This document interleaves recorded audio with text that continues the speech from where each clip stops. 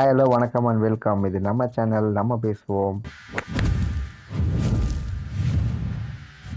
நாளைக்கு ஒரு பிக் டே இந்தியாவுக்கு. ஸோ மேக் ஆர் பிரேக் டே தான் அப்படின்னு சொல்லணும். இந்தியா விசஸ் ஜிம்பாப்வே சூப்பர் எயிட்ஸோட ஒரு முக்கியமான ஒரு கிளாஷ் அது. அதுவும் நம்ம சென்னையில நடக்குது. சென்னை மக்கள்லாம் வந்துட்டு ஒருவேளை சவுத் ஆப்பிரிக்கா மேட்ச் வின் பண்ணியிருந்தா ரொம்ப எக்ஸைட்டடா வந்து பார்த்துட்டு இருப்பாங்க. பட் இப்போ கொஞ்சம் பயத்தோடவும் சேர்ந்து வந்து பார்ப்பாங்கன்னு நினைக்கிறேன். நாளைக்கு மேட்ச் டிக்கெட் கிடைக்காதவங்க கிடைச்சவங்க எல்லாம் ரொம்ப இன்ட்ரெஸ்டா இருக்காங்க, ஈகரா இருக்காங்க. எஸ், அந்த மேட்சோட ப்ரீ மேட்ச் பிளான் என்ன அப்படின்னு அதை பத்தி பேசுவோம். And நம்ம கூட பாரதி வந்திருக்காரு இன்னைக்கு. Yes, hi Bharathi, welcome back. Hey Ravi. Okay, so yeah, yes Bharathi, match எனக்கு தெரிஞ்சு நாளைக்கு வந்து நிறைய சாப் அண்ட் சேஞ்ச் இருக்கும்னு நினைக்கிறேன். அட்லீஸ்ட் ஒரு 2 பேராவது. ரிங்கோ எனக்கு தெரிஞ்சு வழி விட்டாகணும்னு நினைக்கிறேன். ஸோ நாளைக்கு ஸ்ட்ரெயிட்டாவே பிளேயிங் கண்டிஷன் ஃபர்ஸ்ட் போயிடலாம். So playing condition and toss என்ன பண்ணணும்னு நினைக்கிறேன் நாளைக்கு. சென்னையில வந்து நாளைக்கு வந்து நடக்க போறது night match. So night match இது வரைக்கும் இந்த வேர்ல்டு கப்ல ரெண்டு நைட் மேட்ச் தான் நடந்திருக்கு. அந்த 2 நைட் மேட்சுமே ஃபர்ஸ்ட் பேட்டிங் எடுத்த டீம் வந்து ஒரு ஆப்கானிஸ்தான் வந்து 204 அடிச்சிருக்காங்க. 200 அடிச்சாங்கன்னு நினைக்கிறேன். அந்த மேட்ச் நான் போயிருந்தேன். அதுக்கப்புறம் வந்து இன்னொரு கேம் வந்து 194 அடிச்சிருக்காங்க, நெதர்லாண்ட்ஸ் நினைக்கிறேன். யூஎஸ்ஏ வந்து 196 அடிச்சிருந்தாங்க. ஆப்கானிஸ்தான் வந்து 200 அடிச்சிருந்தாங்க. ஸோ நமக்குமே வந்து நாளைக்கு ஃபர்ஸ்ட் பேட்டிங் விளையாடுறது தான் கொஞ்சம் கரெக்டா இருக்கும்னு தோணுது. ஸோ ஃபர்ஸ்ட் பேட்டிங் வந்து எந்தவித ப்ரெஷருமே இல்லாம, ரன் ப்ரெஷரும் இல்லாம நம்ம வந்து ஃபர்ஸ்ட் பேட்டிங் எடுத்து நம்மளோட எக்ஸ்பிளசிவ் பேட்டிங்கை கண்டினியூ பண்ணி 200 or 220 or 240 whatever it is possible to get the highest score நம்ம அவங்க போஸ்ட் பண்ணிட்டு அங்கிருந்து நம்ம யோசிக்கிறது 100+ ரன்ஸ்ல நாளைக்கு வின் பண்ணணும்னு. நம்ம வந்து இப்போ யோசிக்க வேண்டியதுலாம் வந்து அவங்க நம்மளோட பவுலிங் அட்டாக் அவங்க ஆடுவாங்களா அப்படிங்கிறது தான் ஒரே ஒரு கொஸ்டின். ஸோ நம்ம வந்து என்ன பண்ணோம்னா எவ்வளவு அதிக ஸ்கோரை போஸ்ட் பண்ணிட்டு அதுல இருந்து ஒரு 100+ ரன்ஸ் இல்ல ஒரு 80+ ரன்ஸ்ல நம்ம வின் பண்றதுக்கு டார்கெட் பண்ணணும். ஸோ அது நடந்தா நம்ம வந்து ஒரு நல்ல சேஃப் பிளேஸ்ல இருப்போம். அதுக்கு முன்னாலேயே வந்து west Indies south Africa matches நடக்க போகுது. ஸோ அதனால நமக்கு தெரிஞ்சிடும் நம்ம ரன் ரேட்ல ஜெயிக்கணுமா இல்ல ஜெயிச்சா மட்டும் போதுமா, இந்த மாதிரியான இதுல நாளைக்கு நமக்கு தெரிஞ்சிடும். மேபி நாளைக்கு சவுத் ஆப்பிரிக்கா வின் பண்ணா நம்ம ஜெயிச்சாவே போதும்.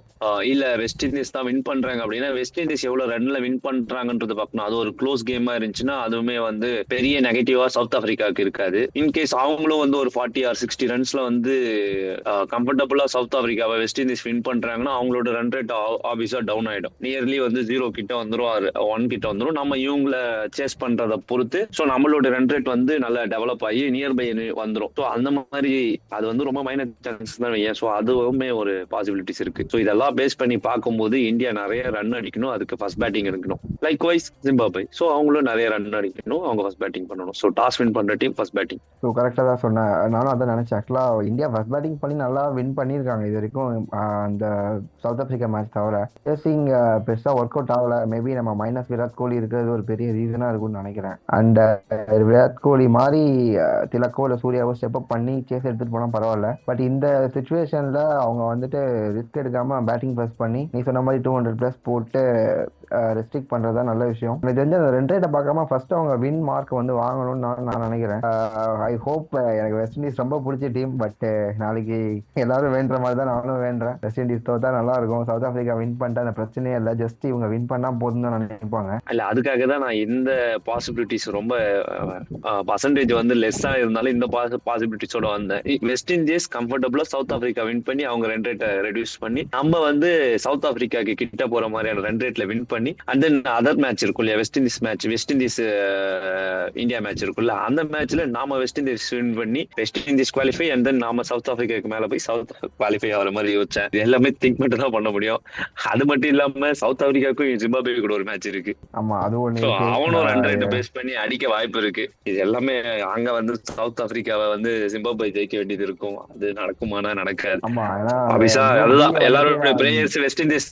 அந்த குரூப் பில வந்துட்டு ஆல்மோஸ்ட் அது நமக்கு தெரிஞ்சு போச்சு, செட் ஆயிடுச்சு குரூப் இங்கிலாந்து அண்ட் நியூசிலாண்டுன்னு. ஆனா இந்த குரூப் ஏ வந்து ரொம்ப காம்ப்ளெக்ஸா இருக்குது. இந்த 3 டீம்ல 2 டீம் உள்ள போறது, அது நம்ம இந்தியா இந்த சிச்சுவேஷன்ல இருப்பாங்க நான் டெஃபினட்டா எதிர்பார்க்கல சவுத் ஆப்பிரிக்கா மேட்ச் முன்னாடி. பட் நடந்துருச்சு, சொன்ன மாதிரி பார்க்கலாம். அண்ட் அப்படியே பிளேயிங் 11 போயிடலாம். அது பிளேயிங் 11 என்ன எக்ஸ்பெக்ட் பண்ற சேஞ்சஸ் டெஃபினட்டா இருக்கும்னு நினைக்கிறேன். என்ன மாதிரி சேஞ்சஸ் இருக்கும்? ஆமா, பிளேயிங் லெவல்ல கண்டிப்பா சேஞ்சஸ் இருக்கும். நாம ஆல்ரெடி டிஸ்கஸ் பண்ண மாதிரி வந்து ரிங்கு சிங்க்கு வந்து ஏதோ பர்சனல் இஷ்யூஸ்ன்னு சொல்லிட்டு அவர் ஊருக்கு திரும்ப திரும்ப ரிட்டர்ன் போக வேண்டியதா இருக்கு. அதனால அவர் போயிட்டாரு. சோ அவர் போனதுனால மிடில் ஆர்டர்ல லாஸ்ட்ல வந்து ஒரு சேஞ்ச் தேவைப்படுது. எல்லாருமே என்ன சொல்றாங்கன்னா சஞ்சு சாம்சன் இன், சோ அதுக்கேற்ற மாதிரி பேட்டிங் இன்னும் கொஞ்சம் டெப்த் ஆகும் அப்படின்னு சொல்லிட்டு யோசிக்கிறாங்க.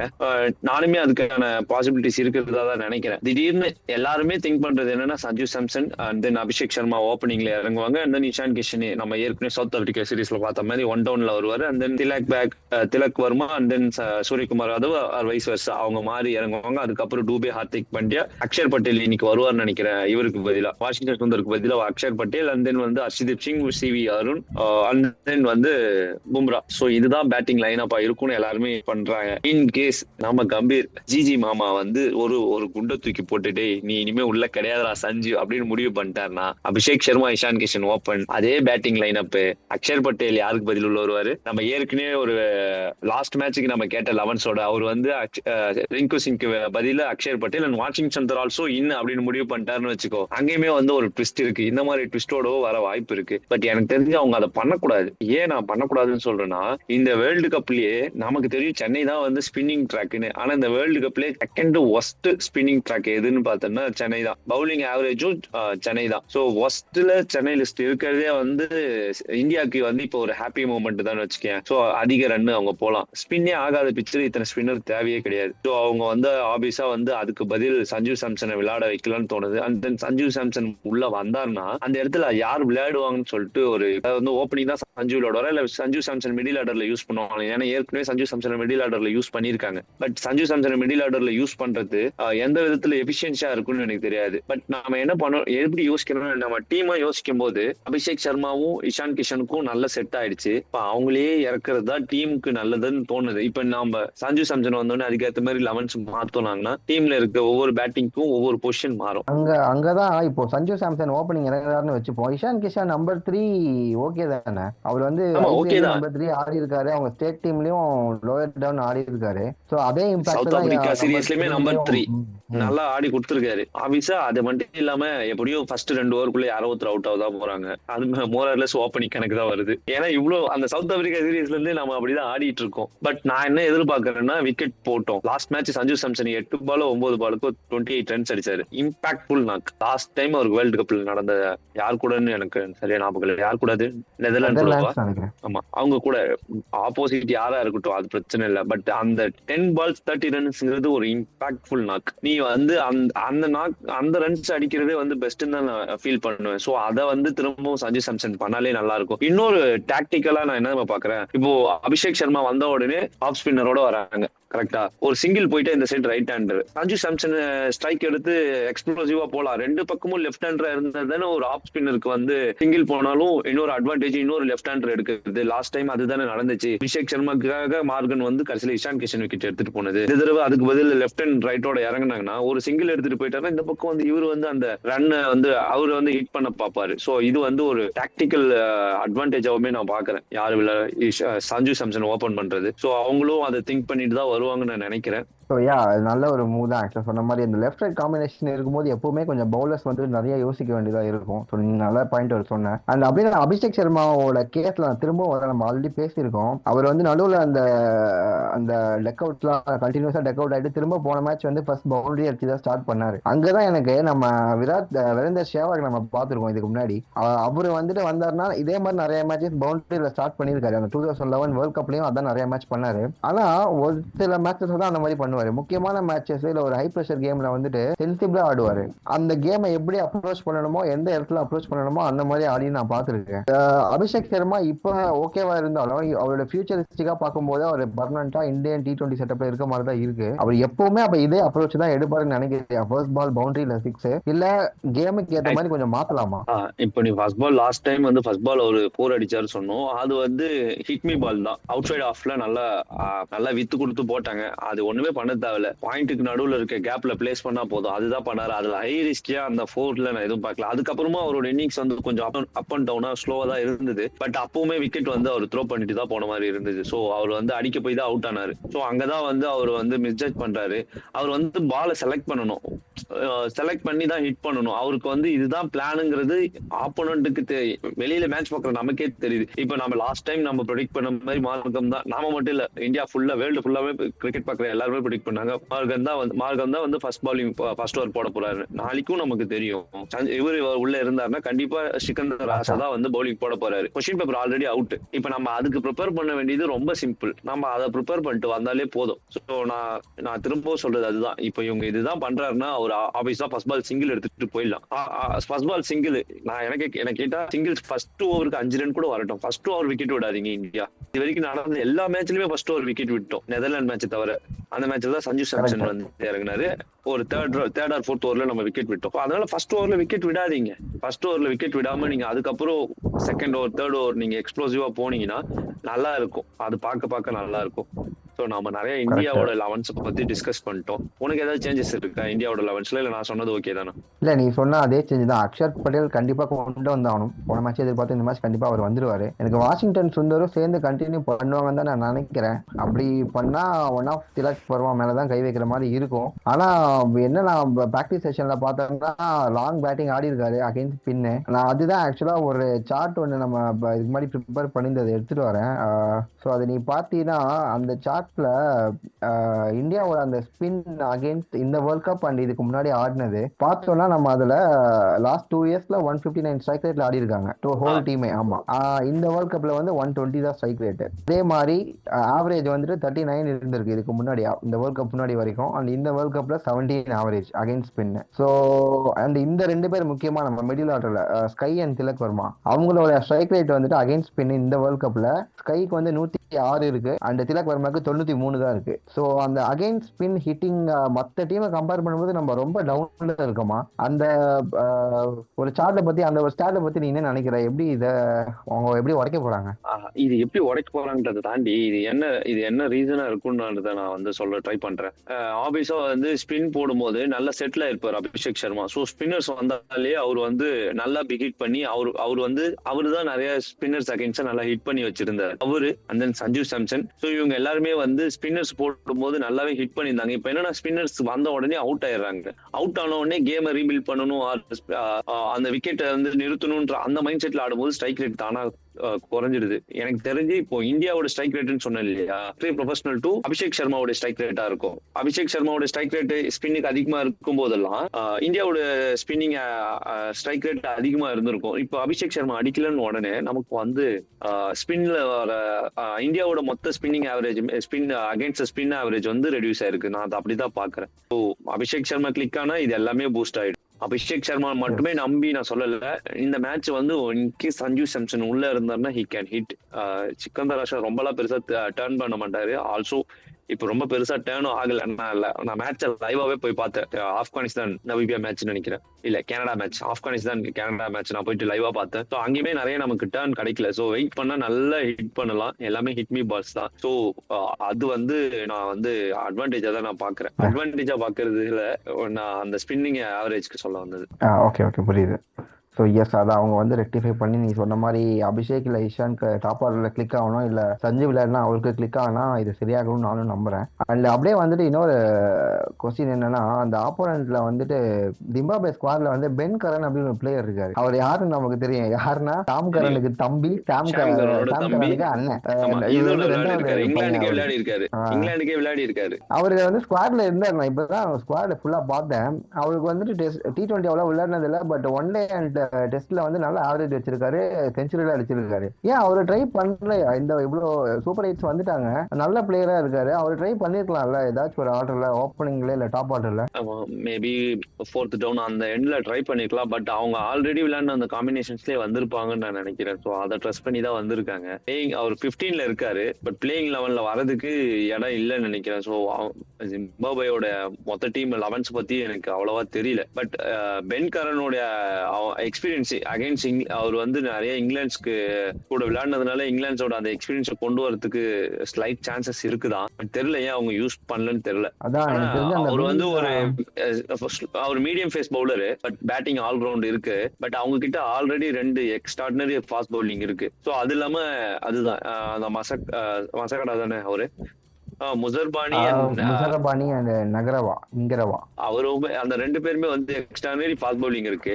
அண்ட் தென் அது இல்லாம அவங்களுக்கு தேவைப்படுறது அந்த ஸ்பின் பவுலிங் தான். அவங்களுக்குமே வந்து அந்த ஸ்பின்னை ட்ரஸ்ட் பண்ணி வந்ததுனால அவர் இன்க்ளூட் பண்ணலன்னு நினைக்கிறேன். பட் நாளைக்குமே அவங்கள இன்க்ளூட் பண்ணுவாங்களான்னு தெரியல. நாளைக்குமே கூட அந்த கிரீமர் இருக்காரு இல்லையா, அவர் விளையாடுறது டவுட் தான் எனக்கு தோணுது. ஸோ கிரீமருக்கு பதில் வேற ஒரு பவுலர் யூஸ் பண்ண சான்சஸ் இருக்குன்னு எனக்கு தோணுது. ஸோ அந்த பவுலரோட நேம் எனக்கு எக்ஸாக்டா தெரியல. பட் அதுக்கு பதில் அவர் யூஸ் பண்ண வாய்ப்பு இருக்குன்னு நான் நினைக்கிறேன். ஸ்பின் கொஞ்சம் அட்வான்டேஜா இருக்கும் அப்படிங்கறத நான் யோசிக்கிறேன். பட் அதை தாண்டி அவங்களோட லைன் அப்ல நான் இந்த ஒரு சேஞ்ச் மட்டும் தான் பாக்குறேன். மேபி அந்த முப்பாசா வெல்லிங்டன் மசக்கட்ஸான ஒரு பிளேயர் இருக்காரு, அவரே ஸ்பின் பவுலர் தான். அவர்தான் யூஸ் பண்ணுவாங்கன்னு நினைக்கிறேன். அவருதான் நினைக்கிறேன். பேர் எனக்கு எக்ஸாக்டா ஞாபகம் வரல. சோ அவரு கொண்டு வருவாங்கன்னு நினைக்கிறேன். அவரு எக்ஸ்ட்ரானரியான பவுலர் நினைக்கிறேன். பாத்திருக்கேன் அவரு. நானு பேர் எனக்கு சரியா ஞாபகம் இல்ல. குளோப் வந்துட்டு ஒரு சில மேட்சஸ் எல்லாம் ஆடி இருக்காரு, பாத்திருக்கேன். என்னன்னா அவங்க அந்த வின்னிங் மொமெண்டம் உடைக்க கூடாதுன்னு சொல்லிட்டு அதே காம்பினேஷன் அதே பிளேயர்ஸோட போறாங்கன்னு நினைக்கிறேன். பட் எனக்கு தெரிஞ்சு ஏதாச்சும் ஒரு இம்பாக்ட் கொடுக்கக்கூடிய பிளேயர்ஸ் வந்து அவங்க உள்ள எடுத்துட்டு தான் வரணும். இந்த மசகட்ஸா இல்ல பென்கரன் மாதிரி பிளேயர்னா ஒரு கொஞ்சம் புஷ் பண்றதுக்கு சான்ஸ் இருக்கு. ஸோ அவங்க சைட்ல நம்ம சைட்ல நீ சொன்ன மாதிரி சஞ்சு சாம்சன் உள்ள வரணும். வாஷி எனக்கு தெரியல, அக்ஷர் கண்டிப்பா உள்ள வந்துடுவாரு. அண்ட் ரிங்கு இருக்க மாட்டாரு as per the news. So அதுதான். அண்ட் இன்னொரு கொஸ்டின், முக்கியமான கொஸ்டின், குல்தீப் யாதவ் ஏதாச்சும் அவருக்கு ட்ரை பண்ண முடியுமா? ஏன்னா நான் போன மேட்ச் எந்த அளவுக்கு அக்ஷரை நான் ஃபீல் பண்ணணும் அந்த அளவுக்கு குல்தீப்பையும் ட்ரை பண்ணிருக்கலாமோன்னு கொஞ்சம் ஒரு ஃபீலிங் இருந்தது. ஆக்சுவலா இப்போ குல்தீப் நம்ம ட்ரை பண்ணோம். பட் அதுக்கான பிச்சு சென்னை இது இப்போ இல்லைன்னு நினைக்கிறேன். ஏன்னா நான் ஆல்ரெடி சொன்ன மாதிரி வந்து ஸ்பின்னிங்க்கு வந்து இப்போ செகண்ட் ஒஸ்ட் பிச்.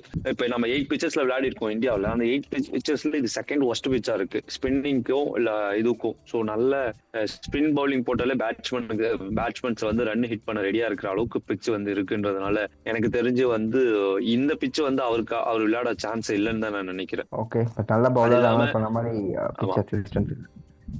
ஆமா, பிச் அசிஸ்டன்ட். அது இல்லாம வந்து எனக்கு தெரிஞ்சு ஜிம்பாப்வே வந்து வருண் சக்கரவர்த்தி விளையாடி இருக்கவே மாட்டாங்க. சோ வருண் சக்கரவர்த்தி நம்ம லாஸ்ட் மேட்ச் அவர் ஒரு விக்கெட்டோட போய் ரன்னோட போயிருந்தாலும் இந்த மேட்ச் வந்து அவர் நல்லாவே நமக்கு பண்ணி கொடுக்க சான்சஸ் இருக்கு. எனக்கு தெரிஞ்சு இந்த தடவை அவரோட ஃபுல் கோட்டை அவங்க யூஸ் பண்ணுவாங்க. சின்ஸ் நமக்கு ரன் ரேட் தேவைங்கிறதுனால. ஸோ அவர் ஒரு 4+ விக்கெட்ஸ் 3+ விக்கெட்ஸ் போக 20 பிலோ 20 அண்ட் 4+ விக்கெட்ஸ் போக சான்ஸ் இருக்கு. அண்ட் பும்ராவோட ஓவர்ஸ் இந்த தடவை பவர் பிளேலயே இப்ப ஹார்திக் பாண்டியா அவர் யூஸ் பண்ணணும்னு நான் நினைக்கிறேன். ஸோ தட் நமக்கு நடுவில் பார்ட்னர்ஷிப்பை பில்ட் பண்ணும்போது உடைக்கிறதுக்கு பும்ராவோட பவுலிங் கிடைக்கும். ஸோ இதெல்லாமே நம்ம இதுக்கு முன்னால பண்ணிட்டு இருந்ததுதான். ஏன் இப்ப திடீர்னு லாஸ்ட் மேட்ச் அதுவும் ஏன் மாத்தினாங்கன்னு என்னால அதை வந்து அதுக்கு பின்னால இருக்க ரீசனை கொண்டு வரவே முடியல. ஸோ இதுவா இருக்குமா நமக்கு எதை திங்க் பண்ணாலும் வேலிடா எதுவுமே இல்லை. ஸோ பழைய மாதிரி வந்து பாண்டியாவை பவர் பிளேல யூஸ் பண்ணி வருண் சக்கரவர்த்தியை 4 and 6 R 6th over R 5th ஓவர்ல யூஸ் பண்ணி ஹர்ஷதீப் சிங்கோட ஸ்விங்கை யூஸ் பண்ணி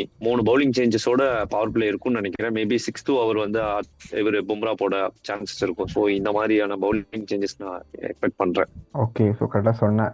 நானும் அதான் எக்ஸ்பெக்ட் பண்றேன். Bowling Hardik Pandya power play use பண்ணணும். அப்போதான் அவங்களுக்கு குஷன் இருக்கும் பும்ராவை எங்க வேணா யூஸ் பண்றதுக்கு. ஸோ அந்த ஒரு பாயிண்ட் கரெக்டாக சொன்னேன். அண்ட் அடுத்ததான் வந்து அப்படியே வின் ரேஷியோக்கு போயிடலாம். ஸோ பேட்டிங் ஃபர்ஸ்ட் இந்தியா 200+ அடிக்கணும்னு சொன்னோம். அண்ட் சேசிங் சப்போஸ் இருந்ததுன்னா எவ்வளவு ரன்ல அவங்களை ரெஸ்ட்ரிக்ட் பண்ணி நம்ம வந்து சேஸ் பண்ணுவாங்கன்னு நினைக்கிறேன். அந்த ப்ராப்ளத்துக்குள்ள போகி என்னால எவ்வளவு ரன் அடிக்கணும்னு எனக்கு அந்த மேத்தமெட்டிக்கல் தெரியல. பட் மேபி ஒரு 12 or 13 overs below 40 or 60 அந்த 15 ஓவர்ஸ்க்குள்ள நம்ம சேஸ் பண்ற மாதிரியான ஒரு ரன் இருக்கணும். 15 overs 5 overs ஃபேர்ல நம்ம ஜெயிக்கணும். மேபி ஒரு 120 or 130 அந்த 120 or 120 நம்ம 15 ஓவர்ஸ்க்குள்ள சேஸ் பண்ணோம். வித் 2 or 3 விக்கெட்ஸ்ல பண்ணி நல்லா ரன் ரேட்ல நம்ம வந்து ஜெயிக்கிற மாதிரி இருக்கணும். அதுக்கு முன்னால நாளைக்கு நடக்க போற ஃபர்ஸ்ட் மேட்சை பத்தி அந்த ஃபர்ஸ்ட் மேட்சை பொறுத்தும் நிறையவே இருக்கு. அப்படியே லாஸ்டா வந்துட்டு impact player of the day யாரு நம்ம டீமுக்கு? பேட்டிங் அண்ட் பவுலிங் அண்ட் ஜிம்பாப்வேக்கு பேட்டிங் அண்ட் பவுலிங். ஃபர்ஸ்ட் வந்து பவுலிங் போயிடுறேன். நம்மளுடைய பவுலிங்க்கு வந்து நான் ஏற்கனவே சொன்ன மாதிரி வருண் சக்கரவர்த்தி நாளைக்கு வந்து இம்பாக்ட் அவர்கிட்ட இருந்து நாளைக்கு ரன் வரும்னு நினைக்கிறேன். நாளைக்கு வந்து சிஎஸ்கேக்கு வந்ததுக்கு அப்புறம் Sanju Samson first match in Chennai. So அது வந்து நான் வந்து ஒரு நல்ல இதுவா பாக்குறேன். பட் அபிஷேக் சர்மாக்கு நாளைக்கு ஐடியலா இருக்கும்னு தோணுது எனக்கு இந்த சென்னை பிச்சு. ஸோ நாளைக்கு ரன்ஸ் வரணும். நான் இஷான் கிஷனை சூஸ் பண்றேன். சஞ்சு சொல்லிட்டு அபிஷேக் சொல்லிட்டு லாஸ்ட்ல இஷான் கிஷனை சூஸ் பண்றேன். ஆமா, இஷான் கிஷனை வந்து நான் சூஸ் பண்றேன். இந்தியாவுக்கு இவங்க கிட்ட போனோம்னா பெனட். ஸோ பெனட் வந்து நான் சூஸ் பண்றேன். அண்ட் பேட்டிங்ல, பவுலிங்ல வந்து முசர்பானி. அவரோட ஹைட்டு, பவுலிங்கு வேற லெவல்ல இருக்கு முசர்பானி. பவர் பிளேல வந்து சென்னையில அவருக்கு நல்ல அசிஸ்டன்ஸ் கிடைக்கும்னு நான் நம்புறேன். பார்ப்போம். நல்லா சொன்னேன். நானும் வந்துட்டு எனக்கு வந்து நான் நாளைக்கு சஞ்சு ஓபன் பண்ணா கண்டிப்பா நான் சஞ்சுவோட போறேன். ஏன்னா அவருமே வந்துட்டு ஒரு பிரேக்ல இருந்து வராரு. ஸோ கண்டிப்பா ஃப்ரெஷ்ஷா ஸ்டார்ட் பண்ணுவாரு. அகைன் சிம்பாபே அப்படிங்கிறதுனால அவர் ஃபுல் பொட்டன்ஷியல் காட்டுவாருன்னு நினைக்கிறேன். ஸோ சஞ்சு எனக்கு பேட்டிங்ல அண்ட் பவுலிங்ல எனக்கும் வருண் சக்கரவர்த்தி தான். அவரை வந்துட்டு 4 ஓவர் ஃபுல்லா யூஸ் பண்ணணும். கடைசியில பதுக்காம ஃபர்ஸ்டே கொடுத்து முடிச்சு விட்டா அவர் கண்டிப்பா 5 எடுத்துட்டு வரேன்னு நினைக்கிறேன்.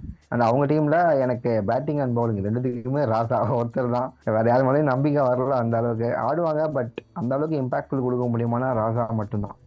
ரைட்டு. ஸோ அந்த மேட்ச் முடிஞ்சு நம்ம போஸ்ட் மேட்ச் பிரேக் டவுன் பண்ணும்போது ரிவ்யூ பண்ணுவோம் மேட்ச் முடிஞ்சதும். அண்ட் இப்போ அதுக்கு முன்னாடி மேட்ச், அதுவும் ஒரு இன்னொரு முக்கியமான மேட்ச். வின்னிங் பர்சன்டேஜ் யாரு? இந்தியா பர்சன்டேஜ் கண்டிப்பா எனக்கு 70-30 தான் இந்தியா.